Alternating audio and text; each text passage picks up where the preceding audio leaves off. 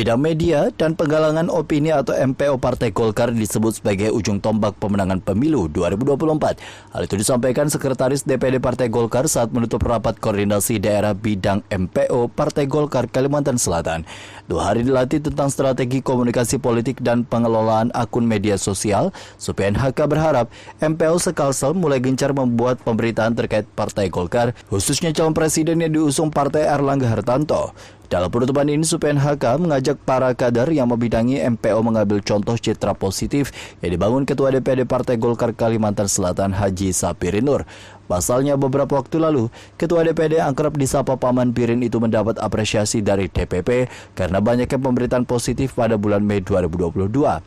Hal itu berkat peran media serta MPO Golkar Kalsel yang aktif dalam hal pemberitaan. Sehingga bukan hanya membangun citra positif lewat pemberitaan, MPO Golkar Sekalsel juga diharapkan merangkul awak media sebagai mitra untuk citra Partai Golkar.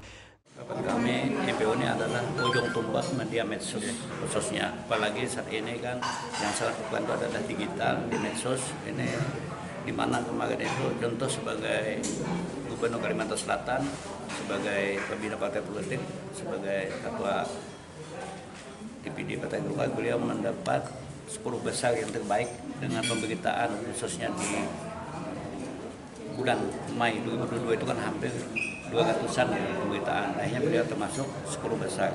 Begitu juga Ketua DPD Provinsi Kalimantan Selatan menerima Golden Award 2022 yang terbaik dalam 34 provinsi. Kita dapat urutan yang keempat dalam 10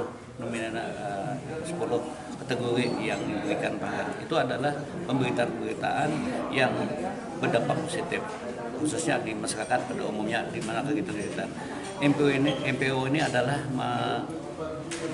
kolaborasi dengan khususnya di Partai Golkar kerjasama dengan anak-anak muda, karena saat ini kan anak-anak muda ini hampir semua sudah memiliki HP, sudah semua hampir dilihat. Nah di situ bisa memberi komen-komen, misalnya yang berdampak positif kader-kader kita. Ya, saya kira MPO sebuah partai politik itu yang penting dikuasai adalah bahwa era sekarang ini kan era digital, maka strategi komunikasi politik itu mesti harus dibangun. Pertama, penting kawan-kawan MPO membangun apa yang disebut dengan public opinion maker.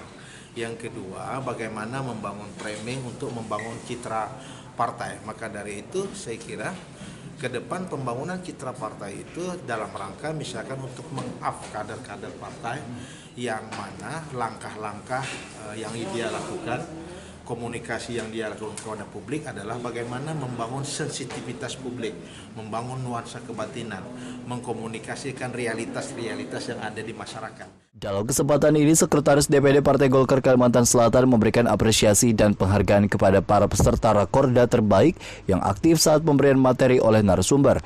Dalam kesempatan ini juga disampaikan hasil Rakorda kepada pimpinan terkait langkah dan strategi kabupaten kota menjelang pemilu 2024. Evidio Herlianti, Duta TV, Banjarmasin.